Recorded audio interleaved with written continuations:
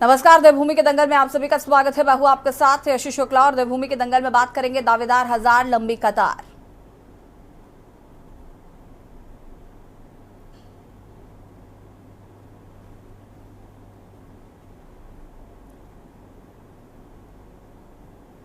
हरियाणा और जम्मू कश्मीर के विधानसभा चुनाव निपटने के बाद अब भारत निर्वाचन आयोग महाराष्ट्र, झारखंड के साथ ही उत्तर प्रदेश की 10 विधानसभा सीटों और उत्तराखंड की एक विधानसभा सीट पर होने वाले उपचुनाव की तैयारियों में लग गया है। माना जा रहा है कि बहुत जल्द ही निर्वाचन आयोग इन सभी राज्यों में चुनाव की घोषणा कर देगा।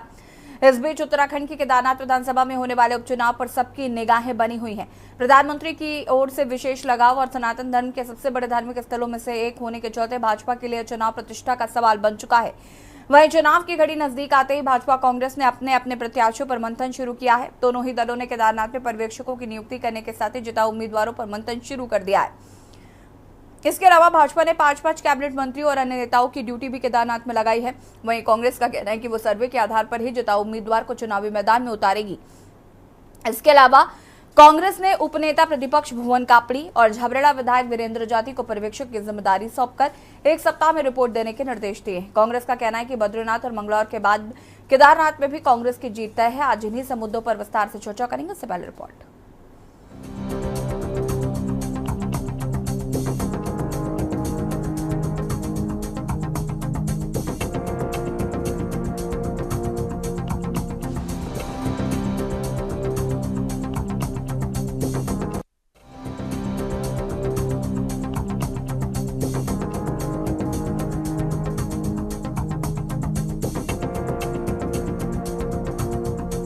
केदारनाथ उपचुनाव के लिए भाजपा कांग्रेस की तैयारी तेज हो गई है और इस कड़ी में उत्तराखंड कांग्रेस ने केदारनाथ उपचुनाव के लिए पर्यवेक्षकों की नियुक्ति कर दी है।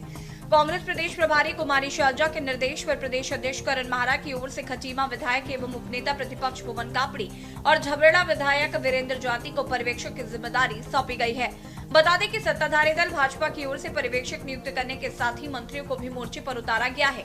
वहीं हरियाणा विधानसभा चुनाव में मिली जीत से उत्साहित भाजपा का कहना है कि वो जीत को लेकर आश्वस्त है। अखिल भारतीय कांग्रेस कमेटी के निर्देश पर प्रदेश कांग्रेस कमेटी के माननीय अध्यक्ष आदरणीय करण माहरा जी ने केदारनाथ उपचुनाव में पर्यवेक्षण करने के लिए 2 वरिष्ठ नेताओं की ड्यूटी लगाई है। उनको पर्यवेक्षक के रूप में नियुक्ति किया है। और हमारे जो विधानमंडल दल के उपनेता हैं भुवन कापड़ी जी और जो हमारे झबरेड़ा के विधायक हैं वीरेंद्र जाति जी, इन दोनों वरिष्ठ नेताओं को केदारनाथ चुनाव में पर्यवेक्षक की भूमिका में नियुक्त किया है। और इनसे माननीय अध्यक्ष जी ने अपेक्षा की है कि वो यथाशीघ्र जाकर वहाँ के कार्यकर्ताओं से बातचीत करके और उम्मीदवार के संबंध में और उस क्षेत्र की जो रिपोर्ट है वो रिपोर्ट 1 सप्ताह के अंदर में प्रदेश कांग्रेस कमेटी को सौंपेंगे ताकि अखिल भारतीय कांग्रेस कमेटी को उसका प्रेषण किया जाए और अखिल भारतीय कांग्रेस कमेटी से विचार विमर्श किया जा सके। देखिए, भारतीय जनता पार्टी चाहे छोटा चुनाव हो चाहे बड़ा चुनाव हो हर समय तैयार रहती है और हमारी तैयारी आज से ही नहीं, हम लगातार हमारा संगठन काम करते रहता है और सजगता से काम करता है। इसलिए हमें कोई भी किसी बात की कोई चिंता नहीं है और कोई भी सामने हो हम हर समय तैयार है और भारतीय जनता पार्टी केदारनाथ का चुनाव भारी मतों से जीतेगी। परवर समिति का कार्य केदारनाथ जी में भी आशीर्वाद मिलेगा, बाबा केदार का भी। केदारनाथ जी में जनता का आशीर्वाद मिलेगा। उत्तराखंड में जिस तरह से जन सरोकारों पर हम लड़ाई लड़ रहे हैं, उत्तराखंड के अंदर जिस प्रकार से जनता की समस्याएं उठा रहे हैं, जिस प्रकार से केदारनाथ धाम प्रतिष्ठा रक्षा यात्रा हमने निकाली, 228 किलो सोना चोरी हुआ, उसका जवाब अब तक नहीं मिला। वहाँ पर कृष्णा माई की गुफा का नाम आपने परिवर्तित कर दिया, उसका जवाब आज तक नहीं मिला। वहाँ पर जिस प्रकार से भारतीय जनता पार्टी से जनता नाराज है, हमें पूरा भरोसा है केदारनाथ की जनता आशीर्वाद कांग्रेस को देगी और भारतीय जनता पार्टी का वही हश्र होगा जो बद्रीनाथ में हुआ, जो मंगलौर में हुआ। आपको बता दें कि भारत निर्वाचन आयोग महाराष्ट्र, झारखंड के साथ ही उत्तर प्रदेश की 10 विधानसभा सीटों और उत्तराखंड की 1 विधानसभा सीट पर होने वाले उपचुनाव की तैयारियों में लग गया है। माना जा रहा है कि बहुत जल्द निर्वाचन आयोग चुनाव की घोषणा कर देगा। वहीं भाजपा कांग्रेस ने अब जिताऊ उम्मीदवारों पर भी मंथन शुरू कर दिया है। भाजपा प्रदेश अध्यक्ष महेंद्र भट्ट का कहना है कि पार्टी के पास दावेदारों की लंबी सूची है। वहीं इस बीच भाजपा का दावा है कि उसने सदस्यता अभियान का लक्ष्य भी करीब तय कर लिया है। बता दें कि इस अभियान के तहत 20 लाख लोगों को सदस्य बनाने का लक्ष्य पार्टी ने रखा है, जिसमें से 18 लाख से अधिक सदस्य पार्टी ने बनाने का दावा किया है। भारतीय जनता पार्टी का संगठन पर्व सदस्यता अभियान 2 सितंबर से प्रारंभ हुआ था और अभी 15 अक्टूबर तक हमारा सदस्यता अभियान चलेगा। 16 अक्टूबर से 31 अक्टूबर तक सक्रिय सदस्यता का अभियान हमारा रहेगा और अभी तक हम अपने लक्ष्य के काफ़ी करीब पहुंच चुके हैं और हम 70% से अधिक अपने लक्ष्य को हासिल कर चुके हैं। अभी 1 सप्ताह सदस्यता के लिए अभी बाकी है और मुझे लगता है कि काफ़ी करीब हम अपने लक्ष्य के रहेंगे। देखिए, अभी 5-6 कार्यकर्ताओं की सूची है, उस सूची के सारे नाम केंद्र को भेजेंगे। केंद्र जो भी निर्णय करेगा वो सिरोधार्य है। विधानसभा उपचुनाव में भारतीय जनता पार्टी की स्थिति क्या है, आप अंदाजा लगा सकते हैं कि 5-5 मंत्रियों की ड्यूटी लगाई गई है। वो गांव-गांव घूमने के लिए मजबूर हैं। 2-2 केंद्रीय मंत्री वहां गांव-गांव घूमने के लिए मजबूर हैं।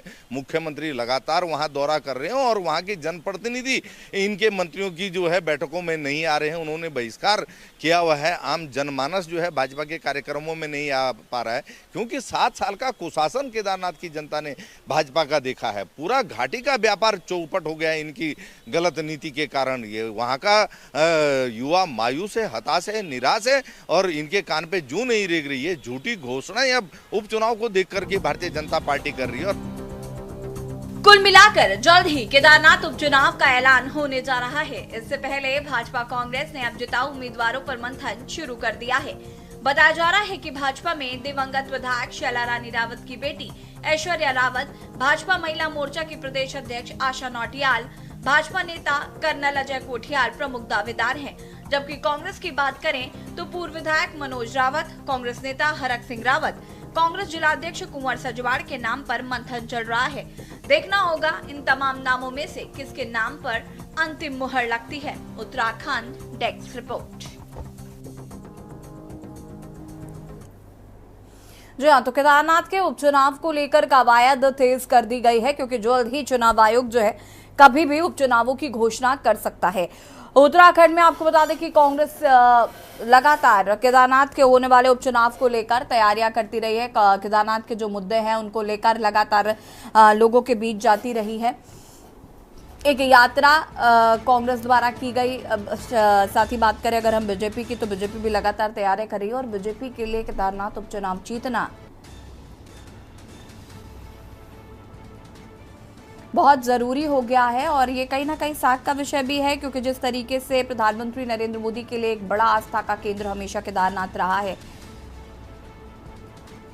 जनता के लिहाज से अगर हम बात करें तो केदारनाथ में बहुत सारे इस बार जो कांग्रेस है उन्होंने मुद्दे उठाए हैं, तमाम चीजें करी हैं और उनको लेकर अब लगातार बात करें तो विपक्षी दल हमलावर रहे हैं तमाम मुद्दों को लेकर।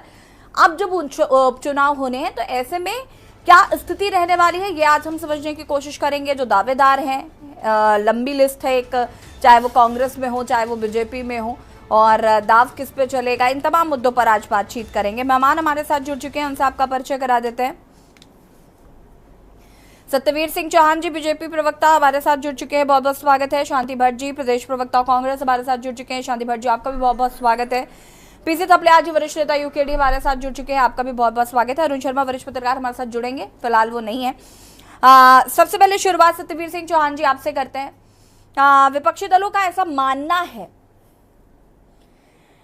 कि केदारनाथ की जो राह है वो आपके लिए इस बार आसान नहीं होने वाली है, इसलिए आप तमाम कोशिशें कर रहे हैं कि कैसे हम केदारनाथ उपचुनाव को जीतें। आपने अपने मंत्रियों को बैठा रखा है लगातार वहां पर। जब सदस्यता अभियान की भी कोशिश की गई थी तब भी बहुत सारे लोग नहीं जुड़े। जो आपने एक मार्जिन रखा था उस मार्जिन को भी नहीं छू पाए।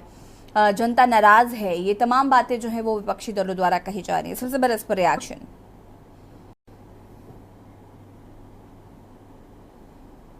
सत्यवीर जी।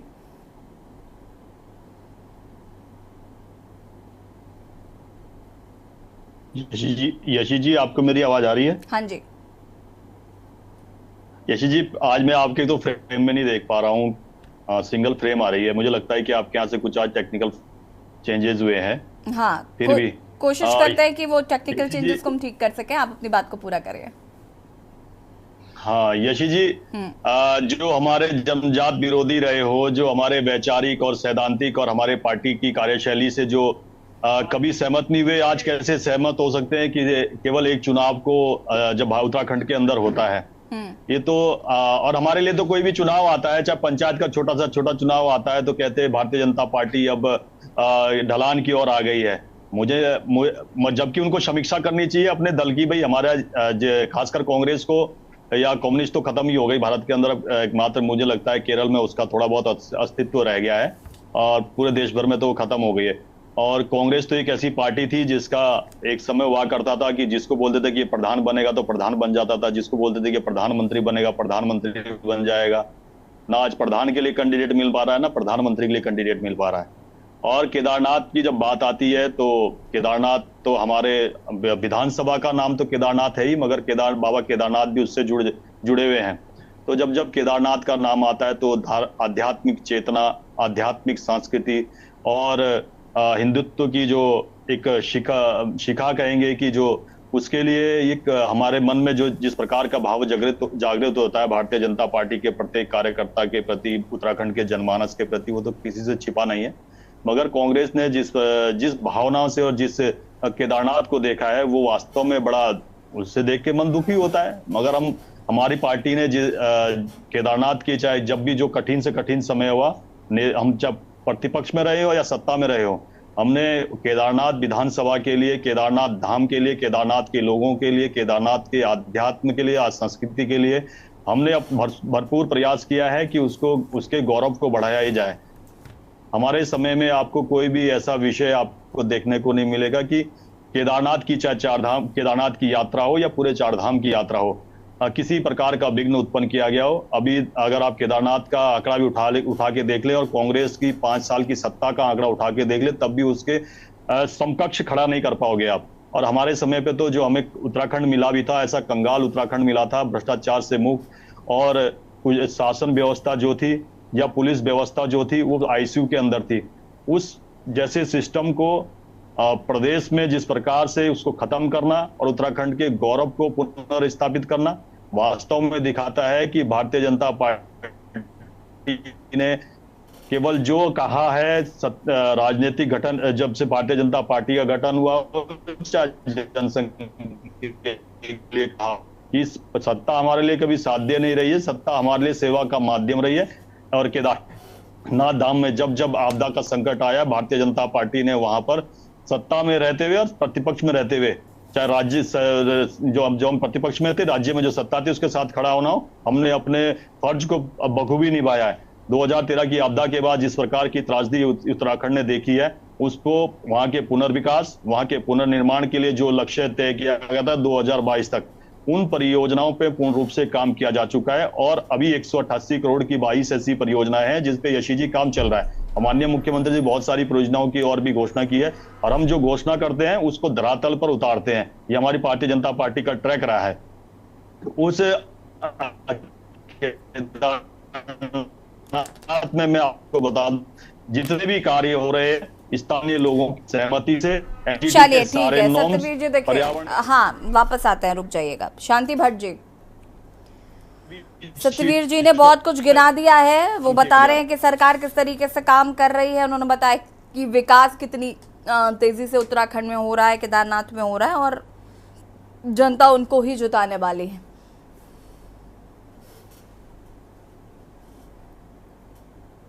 शांति भट्ट जी। यशी जी, जब भी भारत निर्वाचन आयोग निर्वाचन की घोषणा करेगी, कांग्रेस पार्टी मुस्तैदी से खड़ी है। हम लोग इंतजार कर रहे हैं कब भारत निर्वाचन आयोग निर्वाचन की घोषणा करे। हमारी तैयारी श्री केदार धाम प्रतिष्ठा रक्षा यात्रा के दौर में ही शुरू हो चुकी थी। हमारी पुख्ता तैयारी है। अब भारतीय राष्ट्रीय कांग्रेस ने अपने 2 बहुत ही अनुभवी यंगेस्टर लीडर्स को, उपनेता प्रतिपक्ष भुवन कापड़ी जी को और वीरेंद्र जाती जी को, माननीय विधायक झबरेड़ा, दोनों को ऑब्जर्वर के रूप में वहां भेजा है। और जो सर्वे पार्टी का अंदरूनी चल रहा है, शीघ्र उसकी रिपोर्ट आ जाएगी, प्रत्याशी भी सामने होंगे। हमारी पूरी तैयारी है, ग्राउंड जीरो पर हम मुस्तैदी से खड़े हैं। हमारा एक एक कार्यकर्ता खड़ा है। वहीं भारतीय जनता पार्टी ने जिस तरह से केदार घाटी की लगातार उपेक्षा की है, करोड़ों करोड़ों हिंदुओं की आस्था को गहरा आघात पहुंचाया है। जब निर्वाचित विधायक दिवंगत दीदी शैला रावत जी का निधन हुआ, ठीक उसी दिन जब उनकी अंत्येष्टि अगस्त मुनि में हो रही थी, तब माननीय मुख्यमंत्री जी दिल्ली में केदार धाम की वहां शिलान्यास कर रहे थे। ये सब लोगों ने देखा है। क्या QR कोड का मामला है, 268 किलो जो सोना चोरी का मामला है, बहुत सारे ऐसे आरोप हैं जो इनके गिरेबान पर, जो इनके व्हाइट कॉलर पर लगे हैं। इनको अब जनता को जवाब देना है। जब वहां आपदा आई थी तब ये सारे लोग नदारद थे, इनके मंत्रीगण नदारद थे, जो प्रभारी मंत्री शांति पर जी कैंडिडेट्स को लेकर भी जरा क्लियर करिएगा स्थिति, क्योंकि कैंडिडेट्स भी आपके पास काफी हैं। अब ऐसे में आप किसको केदारनाथ पे उतारते हैं ये देखना होगा। हरक सिंह रावत का नाम लगातार चर्चाओं में है जी। अब हमारे ऑब्जर्वर गए हैं, हमारे ऑब्जर्वर रिपोर्ट लेके आएंगे। ये अखिल भारतीय कांग्रेस कमेटी की जो CWC है, हमारे जो संसदीय बोर्ड है वो बैठेगा, पार्टी का प्रत्याशी शीघ्र ही तय हो जाएगा। यहाँ स्थानीय रिपोर्ट भी जाएगी और पुख्ता रूप से वहाँ तैयारी है। हमारे सारे वरिष्ठ नेता वहाँ पहले ही दौरा कर चुके हैं। हमारे एक एक कार्यकर्ताओं से फीडबैक है। मैं कह रहा हूँ ना कि हमारी जो ग्राउंड जीरो की तैयारी है वो पूरी मुस्तैदी से है। हमारे जो निर्वाचन वाले साथी हैं, जो संभावित दावेदार हैं, वो सब क्षेत्रों में आज से नहीं लगातार डटे में एक एक गाँव का भ्रमण कर रहे हैं। जबकि दूसरी तरफ भारतीय जनता पार्टी के जिन मंत्रियों की अब ड्यूटी लगाई है, लोग उनसे पूछ रहे हैं। 8 सांसद भारतीय जनता पार्टी के प्रदेश ने लगातार दिए हैं। लोग पूछ रहे हैं जो गांव आपने गोद लिए थे उन गांव के क्या हाल हैं। लोग इनके मंत्रियों से पूछ रहे थे कि जब 4 धाम यात्रा का तैयारी का समय था तब आप मौज मस्ती में कहाँ थे, जब यहाँ आपदा आई थी तब आप क्यों नहीं आए, जब लोग मिसिंग हो रहे थे उसको आपने उन डाटा को क्यों छुपाया। बहुत सारे पंडा पुरोहित उद्वेलित थे, शंकराचार्य जी पूछ रहे थे। सारे लोग जब इनसे सवाल पूछ रहे थे तब ये लोग कहीं धरातल पर नहीं था। इनको माँ गंगा, भगवान केदार तभी याद आते हैं जब चुनाव सामने होते हैं। उससे पहले जब उत्तराखंड पर कोई त्रासदी होती है तब ये सामने नहीं आते हैं, तब ये नदारद रहते हैं। इनकी पूरे मंत्री, इनके मंत्री सब शांति भट्ट जी वापस आएंगे, तो अब सब वापस आएंगे। थपलियाल जी हमारे साथ जुड़े हुए हैं। थपलियाल जी, बात करें हम यहाँ पर तो जिस तरीके से चुनाव की घोषणा कभी भी हो सकती है, दोनों ही राजनीतिक दल अपनी अपनी जीत को लेकर आश्वस्त नजर आ रहे हैं, क्या कहना है? देखिए, जो हमारी स्थिति है, हमारा इतिहास ही संघर्षों का रहा है। आज भी हमने राज्य के लिए संघर्ष किया और आज भी हम जो जनता के मूल मुद्दे हैं, चाहे मूल निवास का मुद्दा हो पहाड़ का, चाहे यहाँ पे जो राजधानी का मुद्दा हो, चाहे भू कानून का मुद्दा हो, उसमें हम एड़ी गाड़ के जनता की लड़ाई लड़ रहे हैं। और जो लोकतंत्र का ये महापर्व जो केदारनाथ में आ रहा है, इसमें भी हमारी पूरी शिरकत रहेगी और हम बड़े तत्परता के साथ, मैं इस समय गुजरात में हूं और गुजरात की जो स्थिति है उसको मैं पूरा अपनी जनता को बताऊंगा कि किस तरह से आपको मूर्ख बनाया जा रहा है कि गुजराती मॉडल, गुजरात का मॉडल कह के, और जो दुर्दशा यहाँ गुजरात की है वो हम यहाँ पे देख रहे हैं। ठेठ गांव में मैं आज यहाँ बैठा हूँ, हापा में, जामनगर के पास है, और जो स्थिति यहाँ की है वो स्थिति मैं उनको बताऊं, क्योंकि हमारे भोले वाले पहाड़ियों को भरमाया जा रहा है। इस तरह की उन्होंने पूरी ताकत, अगर आप टीवी चैनलों में भी जब सुनते होंगे उनके प्रवक्ताओं को, तो उनकी भाषा, उनकी बोली, उनका रवैया, उनको क्या लेना देना वामपंथियों से। उनको ये नहीं मालूम कि वामपंथ के लोगों की जब है ही नहीं शिरकत कहीं, तो इनको वामपंथ का भूत क्यों सताता होगा?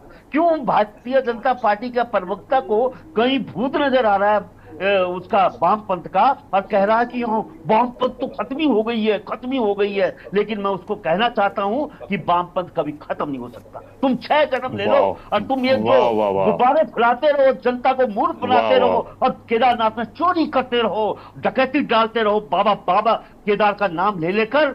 वो भगवान केदार भी नहीं बख्शेगा और जनता भी नहीं बख्शेगी।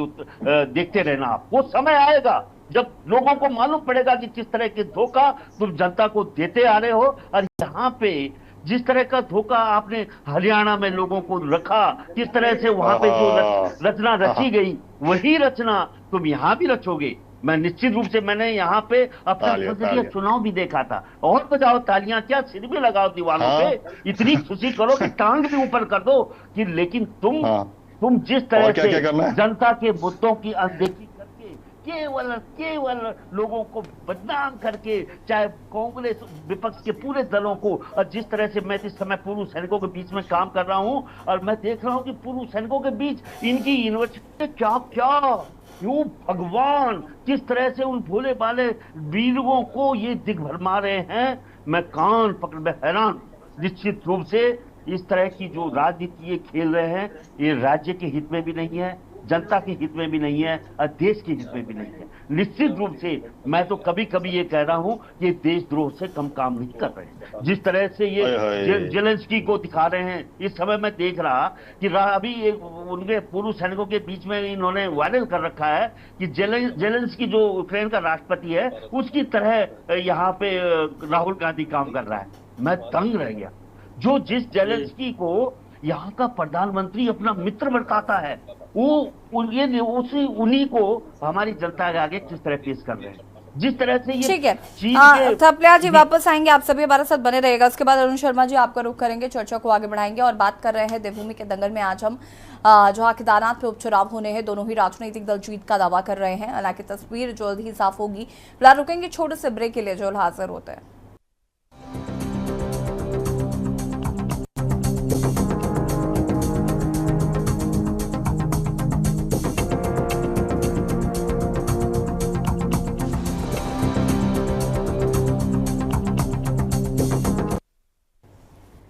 ब्रेक के बाद एक बार फिर से आप सभी का स्वागत है और बात कर रहे हैं दावेदार हजार लंबी कतार। चर्चा इसी पर मेहमान हमारे साथ जुड़े हुए अरुण शर्मा जी, वरिष्ठ पत्रकार भी हमारे साथ जुड़ चुके हैं।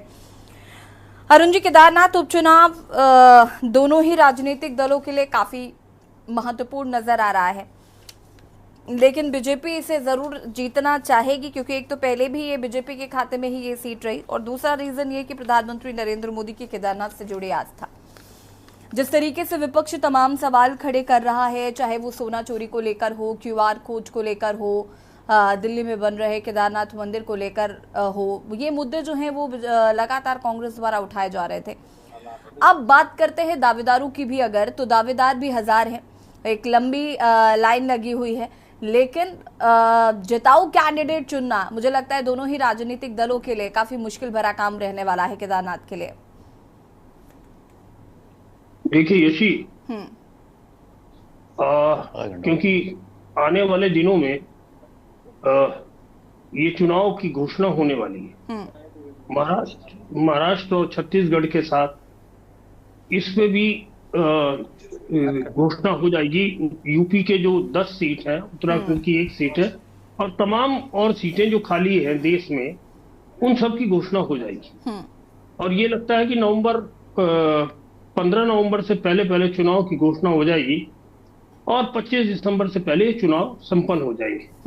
ये लग रहा है, या नवंबर लास्ट में भी संपन्न हो सकते हैं। ये चुनाव आयोग कार्यक्रम तय करेगा। अब उसमें सबसे महत्वपूर्ण, मुझे लगता है कि पूरे हिंदुस्तान में चुनाव एक तरफ और केदारनाथ का चुनाव एक तरफ, क्योंकि केदारनाथ का जो चुनाव है कहीं ना कहीं ये हिंदुओं की आस्था का चुनाव भी। अयोध्या हार चुके हैं, बीजेपी हार चुकी है, बद्रीनाथ बीजेपी हार चुकी है। अब केदारनाथ पे पूरे देश की निगाह है, क्योंकि केदारनाथ सनातन धर्म से जुड़ा हुआ कॉन्स्टेंसी है। और केदारनाथ को कुछ सालों में, जब से प्रधानमंत्री मोदी प्रधानमंत्री बने हैं 2014 के बाद, जिस तरह वहां पुनर्निर्माण काम किए गए, उससे भी चर्चा में केदारनाथ रहा है।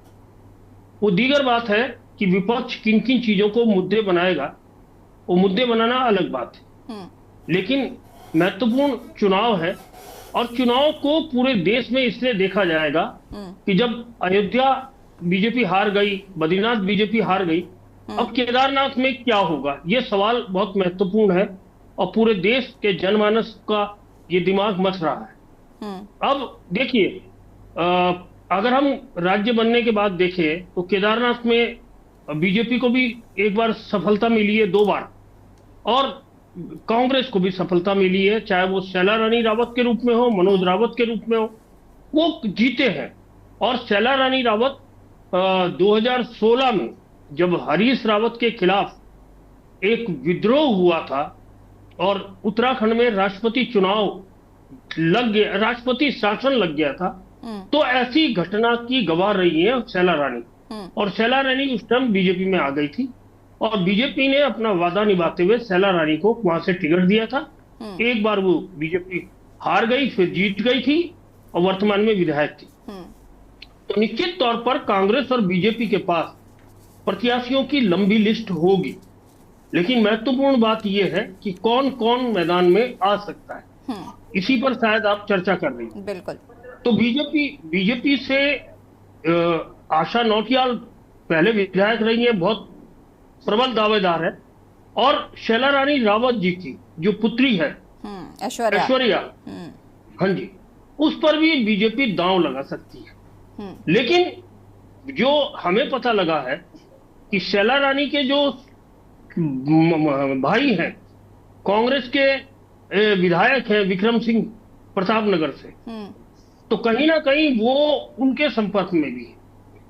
तो ऐश्वर्या की स्थिति यह है कि अगर बीजेपी टिकट नहीं देती तो कांग्रेस उनको देने के लिए तैयार बैठती। लेकिन कांग्रेस से मनोज रावत लगातार पिछला चुनाव हारने के बाद लगातार वो मैदान में है और जगह जगह जनसंपर्क करते घूम रहे हैं। और मुझे लगता है कि हरीश रावत ने उनको ये आश्वासन दिया है कि उनको चुनाव लड़ाया जाएगा, तो इसलिए वो अपनी तैयारी रखें और इसी को देखते हुए वो लगातार प्रयास कर रहे हैं। जहां तक बीजेपी की बात है, बीजेपी से अजेंद्र अजय जो बद्रीनाथ केदारनाथ टेम्पल कमेटी के अध्यक्ष भी हैं, वो भी दावेदार है और उसके अलावा भी दावेदार कोठियाल साहब भी तो हैं। कौन?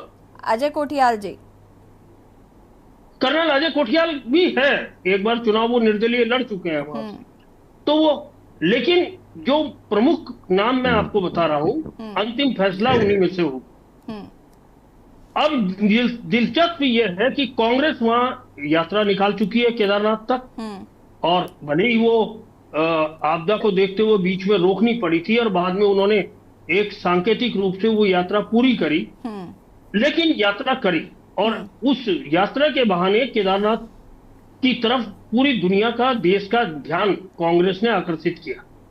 लेकिन बीजेपी भी लगातार वहां संपर्क में है लोगों के, और मुख्यमंत्री ने पिछले दिनों जो घोषणाएं की है केदारनाथ को लेकर, वो उन घोषणाओं से अलग जो प्रधानमंत्री मोदी वहां काम करवा रहे हैं, उसके अलावा जो घोषणाएं की है, जैसे वहां के संगठन ने दिया है मुख्यमंत्री को सुझाव, उस हिसाब से उन्होंने घोषणाएं की। और उसके साथ साथ ये भी बात है कि बीजेपी ने जो केदारनाथ विधानसभा के 5 मंडल हैं, उनकी जिम्मेदारी 5 अपने मंत्रियों को सौंप दी कि वो हर मंडल का दायित्व एक मंत्री निभाएगा और वही उस मंडल की कार्यप्रणाली को देखेगा कि वो किस तरह जनता में, महिलाओं में, किसानों, युवाओं में काम कर रहे हैं। और एक महत्वपूर्ण बात है कि वहां महिला मतदाताओं की संख्या ज्यादा है, इसलिए पूरा का पूरा चुनाव महिला केंद्रित कहीं ना कहीं रहने वाला है। पुरुषों की संख्या कम है। जब ऐसे चुनाव होते हैं तो एक सिंपैथी कार्ड खेला जाता है और जाहिर है कि वो सिंपैथी ऐश्वर्या रावत को टिकट देने से ही आएगी।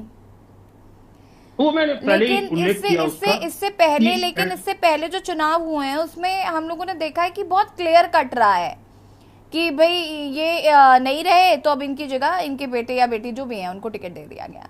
लेकिन इस बार कैंडिडेट्स में संशय है। नहीं, अभी तक, क्योंकि देखिए अभी चुनाव की घोषणा नहीं हुई है, इसलिए ये संशय तब तक बना रहेगा जब तक दोनों प्रमुख दलों के पार्लियामेंट्री बोर्ड की बैठक नहीं होती, तब तक ये संशय बना रहेगा।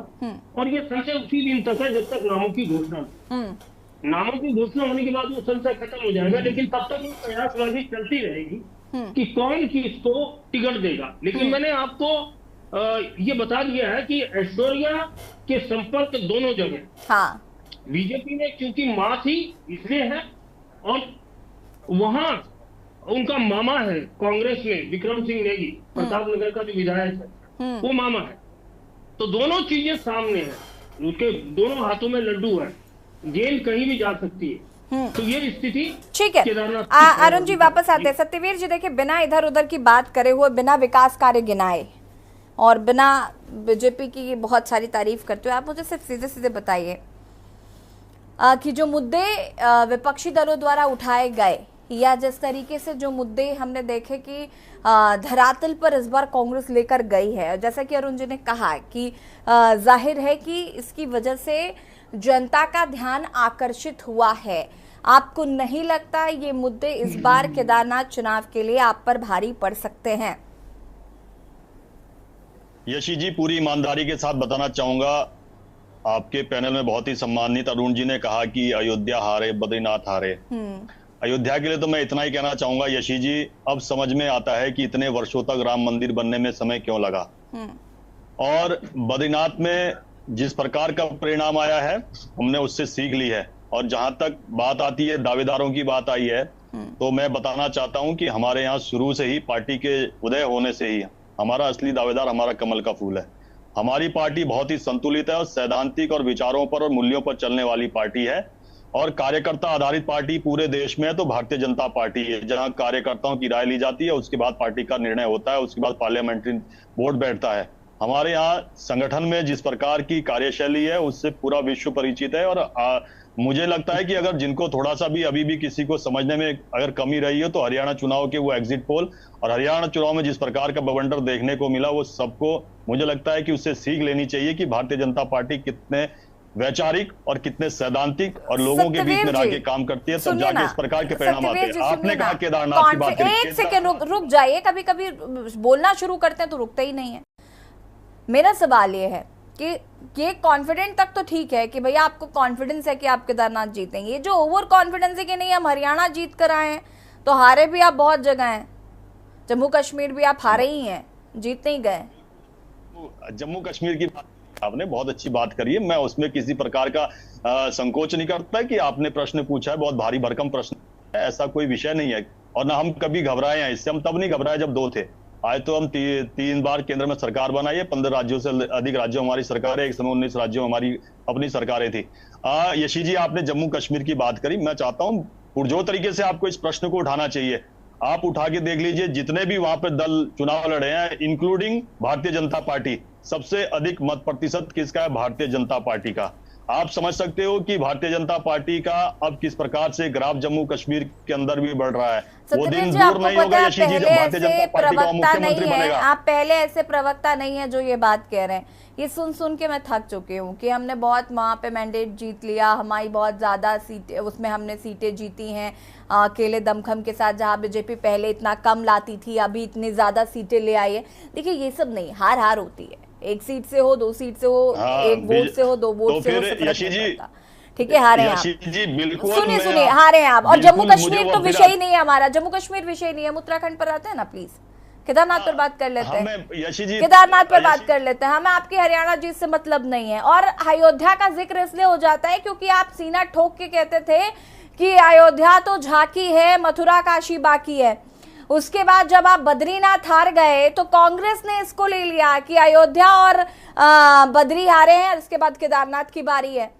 तो आपने जो दिया, आपको घुमा के ही वहां पर कांग्रेस दे रही है और आप अब ये स्लोगन कांग्रेस का हो गया। तो प्रॉब्लम ये है कि आप मुझे ये बताइए, मैंने आपसे सीधे सीधे कहा था कि इधर उधर की बात ना करते हुए आप मुझे बताइए कि क्या ये मुद्दे धरातल पर आपको नुकसान नहीं पहुंचाएंगे, और अगर पहुंचाएंगे तो इससे निपटने के लिए भारतीय जनता पार्टी क्या कर रही है? आपको ऐसे ही अपने मंत्री वहां नहीं घुमाने पड़ रहे, वजह है क्योंकि आपको पता है कि केदारनाथ साख का विषय है।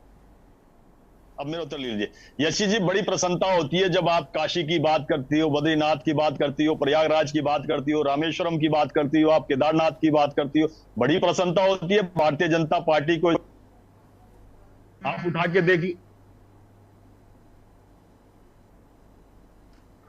हाँ, इसके बाद शांति भट्ट जी आपसे जवाब लेते हूँ। शांति भट्ट जी यशी सुन पा रहे हो मेरे को? रुकिएगा, आपका प्रॉब्लम कर रहा है आवाज, सत्यवीर जी हम आते हैं आपके पास। शांति भट्ट जी। यशी जी, अभी भारतीय जनता पार्टी के प्रवक्ता एक स्लोगन के माध्यम से आवाज गूंज रही है। जनता पार्टी का लगातार लेकिन इस बार केदारनाथ में अगर इन्होंने चंडीगढ़ तो इनका नाश होना तय है। केदार की भूमि में काम किया। आवाज गूंज रही है यशी जी। ठीक है शांति भट्ट जी, कुछ टेक्निकल प्रॉब्लम है, आवाज नहीं ठीक आ रही है। वापस आते हैं, आप सभी हमारे साथ बने रहिएगा। रुकेंगे ब्रेक के लिए, जो हाजिर होते हैं।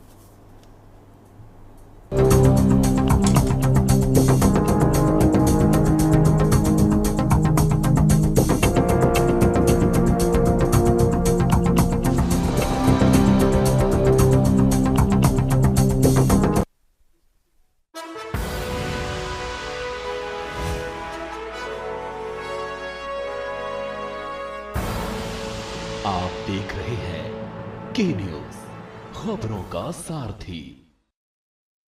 सड़क सुरक्षा फोर्स पंजाब लिख रही है नई दास्तान। सिर्फ 6 महीनों में सड़क दुर्घटना में होने वाली मृत्यु में लगभग 45% की कमी आई है।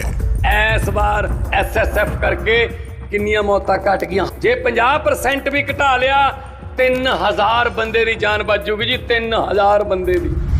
मुख्यमंत्री भगवंत सिंह मान के एक कदम ने तस्वीर बदल कर रख दी। नतीजा, पंजाब को मिली एक ऐसी फोर्स जो पंजाब में सड़क सुरक्षा को लेकर समर्पित है।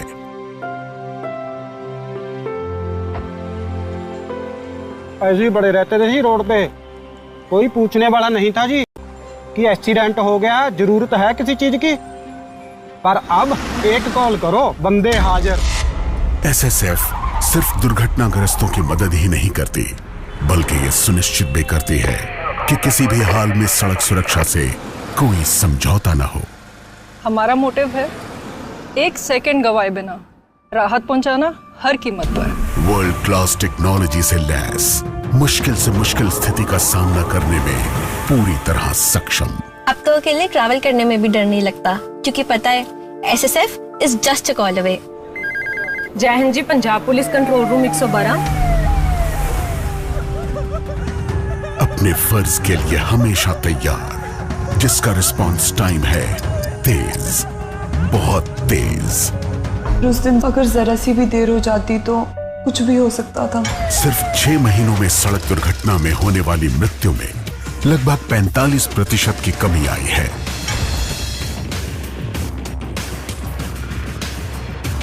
सड़क सुरक्षा फोर्स पंजाब, हर सफर में साथ हमारा।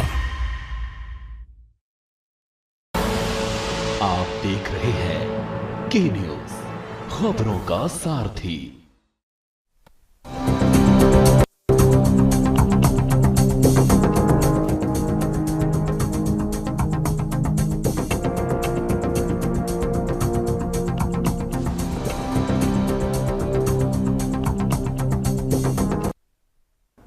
ब्रेक के बाद एक बार फिर से आप सभी का स्वागत है। चर्चा कर रहे हैं आज हम जिस तरीके से दावेदार हजार हैं, एक लंबी कतार है, लेकिन किसको केदारनाथ में टिकट मिलेगा ये तो देखने होगा। चर्चा इसी मुद्दे पर कर रहे हैं। मेहमान हमारे साथ लगातार जुड़े हुए। शांति भट्ट जी, अपनी बात को पूरा कर सकते हैं आप। मैं कह रहा हूँ टेक्निकल फॉल्ट आ रहा है और पता ही नहीं चल रहा है कि क्या चल रहा है। कह रहा हूँ जैसे अयोध्या जी का, फैजाबाद का ये चुनाव हारे हैं, मंगलौर का चुनाव हारे हैं, बद्रीनाथ जी का चुनाव हारे हैं, केदारनाथ जी के चुनाव की हार इनकी तय है। सारी रिपोर्टें इंटरनल आ रही हैं, इसलिए ये डर डर कर चुनाव की घोषणा कर रहे हैं, चुनाव आयोग पर दबाव बना रहे हैं। आज नहीं कल करिए, कल नहीं परसों करिए। 2 महीने 25 दिन का समय मात्र इनके पास रह गया केदारनाथ चुनाव के लिए, और ये निकाय चुनाव साल भर से नहीं करा पा रहे हैं। हाईकोर्ट की लगातार फटकार मिल रही है, अवमानना के नोटिस पड़े हुए हैं, अगले महीने पंचायतों के कार्यकाल भी पूरे हो रहे हैं। तो इस सरकार से आप क्या उम्मीद कर सकते हैं, जिसके राजकाज में साइबर अटैक हो गया हो, जिसकी सारी वेबसाइटें हैक पड़ी हुई हो, जिसकी जेलें सुरक्षित नहीं हो, कैदी फरार हो रहे हैं, महिलाओं पर यौन शोषण के लगातार आरोप हैं। तो ये सरकार, इसमें ना पत्रकार सुरक्षित है, ना व्यापारी सुरक्षित है, ना बहन बेटियां सुरक्षित है। ये सरकार है ही नहीं। 4 मंत्री पद खाली पड़े हैं, मुख्यमंत्री देश भर में घूम रहे हैं, लेकिन केदारनाथ जी में अब झूठी घोषणा करने आ रहे हैं। क्या होगा इन घोषणाओं से? 2 महीने का समय रह गया, आचार संहिता लागू होने वाली, किसी भी समय लागू। यशी जी, पिछले 10 मिनट से चल रहा है इनका। जबरदस्ती की बात मत करिए सत्यवीर चौहान जी। तो इसलिए हम पिछले 10 मिनट से चल रहा है यशी जी, अगर आप टाइम देखोगे, आप डिस्कनेक्ट हो गए थे तब भी ये बोल रहे थे। तो हम ब्रेक से वापस आए, मुझे नहीं लगता अभी 2 मिनट हुए उनको अपना वक्तव्य रखते हुए। आप 15-15 मिनट बोलते हैं तब आपको नहीं टोकता बीच में कोई। आपको सिर्फ ये है कि मैं अगर डिबेट पे बैठूं तो सिर्फ मैं ही बोलता रहूं, बाकी सबकी बोलती बंद रहे। शांति भट्ट जी, आप अपना वक्तव्य रखिए। हम कह रहे हैं ना यशी जी, अरे अब आपको गोद लेना पड़ेगा। 8 सांसद लोकसभा में गए हैं, उन 8 सांसदों ने 8 रुपए का काम नहीं किया अभी तक। इनके विधायकगण जो हैं वो विधायक निधि खर्च नहीं कर पा रहे हैं। पिछले दिनों रिपोर्ट छपी थी। अच्छा, आपने प्रकाशन निकाला था? रिपोर्ट छपी है, अधिकांश विधायक विसर्जी साबित हुए। जैसे विधायक निधि जो 5-5 करोड़ रुपए मिलता है, जनता का पैसा है, जनता के विकास के लिए, उसको अपना पैसा समझकर कुंडली बांधे बैठे हैं, वो भी खर्च नहीं कर पा रहे हैं। अब केदारनाथ जी में इन्होंने जो मंत्रियों की ड्यूटी लगाई है वो दर भटक रहे हैं, लोग उनकी मीटिंगों में नहीं आ रहे हैं, उनका बाइकआउट कर रहे हैं। ये केदारनाथ जी में दिख रहा है साहब। तो इसलिए ये हार तय है भारतीय जनता पार्टी की केदारनाथ जी में, जैसे बद्रीनाथ जी में हुई थी। जी, ओवर टू यू यशी। ठीक है, सत्यवीर जी जवाब दीजिए, इसके बाद थपलियाल जी मैं आपके पास आती हूँ फटाफट। जी, कांग्रेस की जमीन इतनी हिली हुई है कि वो आप उनके तमाम नेताओं के बयान उठा के देख लीजिए। जब एक तथाकथित यात्रा निकालते हैं और आपदा आती है, आपदा में कांग्रेस के जो तमाम नेतागण जाते थे उनको भी रेस्क्यू करना पड़ा, और जो वहां पर जो उस समय धार्मिक यात्रा में तो उनको भी रेस्क्यू करना पड़ा। और देखा कि उस समय जो कैंप भी लगे थे कैसे उसमें घुसपैठ करने की कोशिश कर रहे थे, दिखाने की कोशिश कर रहे थे कि हमारा बार-बार कॉल कर दे रहा। बोलिए सत्यवीर जी। यशी जी, मेरी आवाज आ रही है? हाँ आ रही है। यशी जी, एक्चुअली कुछ आज दिक्कतें आ रही है तो उस वजह से कुछ प्रॉब्लम आ रही है कि पता नहीं चल। हाँ यशी जी, तो उस समय देखा भी होगा, आपदा के समय इनको भी रेस्क्यू करना पड़ा, और जो उस समय तीर्थ यात्री जा रहे थे उनको भी रेस्क्यू करना पड़ा, और जो राहत कैंप लगे हुए थे उसमें धावा बोलने का काम किया था, मगर वहां की जनता इतनी सचेत है, इनके प्रदेश अध्यक्ष को भी उल्टे पैर भागना पड़ा। अरे मान्यवर जी, 2013 में बता देते रास्ता, तो ये स्थिति ना होती है आपके उत्तराखंड के अंदर। 2017 में भी अब शांति प्रसाद भट्ट जी थोड़ा सा धैर्य, जलेबी खा लीजिए, कब तक जलेबी खाइए? शांति प्रसाद भट्ट जी, जलेबी खा लीजिए। वो जो फैक्ट्री लगाई है ना राहुल गांधी ने, उसमें उसकी जलेबी खाइए, उसकी जलेबी अच्छी, बहुत अच्छी जलेबी है। जी फटाफट अपनी बात को पूरा करेंगे। ठीक है सत्यवीर जी, देखिए वक्त की कमी है। शांति ठीक है, शांति जी रुक जाइए। पीसी थपलियाल जी फटाफट अपना वक्तव्य रखिए इस पर। आरोप प्रत्यारोप जारी है। पीसी थपलियाल जी से हिजबुल्लाह के ऊपर थोड़ा सा बुलवा लेना। उत्तराखंड की जनता बहुत ही दुखी है कि उनको एक जवाब नहीं मिला कि जो एक मुद्दा उठाया था भ्रष्टाचार का, जिसमें कि इनके मंत्री को 8 अक्टूबर तक का जवाब देना था मंत्रिमंडल को, लेकिन निराश हैं हम लोग कि ये लोग आज उन भ्रष्टाचारियों के साथ खड़े मिल रही है हमारी सरकार। बहुत दुख है, हमें दुख है इस बात का कि उत्तराखंड में जो हमारी भाजपा है वो केवल मोदी जी के नाम पे जीतती हुई आ रही है। हम सब जानते हैं इस बात को, जनता का पूरा विश्वास है इस पे। लेकिन जो यहाँ की लीडरशिप है, आज इनके हालत ये है कि यहाँ पे मुख्यमंत्री बदलना चाह रहे हैं लेकिन मुख्यमंत्री नहीं मिल रहा। ये यहाँ पे विधायक ढूंढना चाहते हैं केदारनाथ के लिए, लेकिन विधायक नहीं मिल रहा है। और वहां पे बात दुआई करते हैं कि परिवारवाद, और अभी देखो आप उसी विधायक की बेटी की तलाशी कर रहे हैं कि इस बेटिया को किस तरह से हम खड़ा करें, जिस तरह से हमने बीसीसीआई से आईसीसीआई में अमित शाह का बेटा, हम बिल्कुल परिवारवाद के खिलाफ हैं, लेकिन हम परिवारवाद करते हैं। ऐसे दोगले नेताओं को इसकी यहाँ की जनता मुंह तोड़ जवाब देगी। मैं जब भारतीय जनता पार्टी के प्रवक्ताओं को, गणमान्य प्रवक्ताओं को पूछता हूँ कि भाई तुमने आना क्यों छोड़ दिया, उन्होंने बोला हम तो गली के गुंडों को भेजते हैं जो करते रहे। अरुण शर्मा जी ठीक है, रुक जाएगा अरुण शर्मा जी। काशीराम, ये समाजवादी पार्टी की गोदी में खेलने वाले लोग, अरुण शर्मा जी जो कहते हैं कि हम क्रांति। अरुण शर्मा जी अंतिम प्रतिक्रिया आपकी लूंगी मैं फटाफट। ये संस्कार ठीक है सत्यवीर जी, हो गया, रुक जाइए सत्यवीर जी, हो गया, रुक जाइए।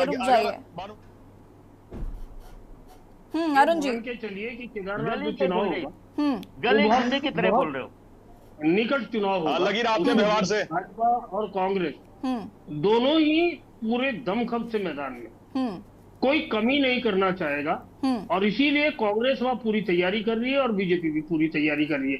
अब देखना यह होगा कि आने वाले समय में जब चुनाव आयोग इस चुनाव की घोषणा करता है, चुनाव के कार्यक्रम की घोषणा करता है, तो किसे उम्मीदवार बनाया जाता है, ये महत्वपूर्ण है।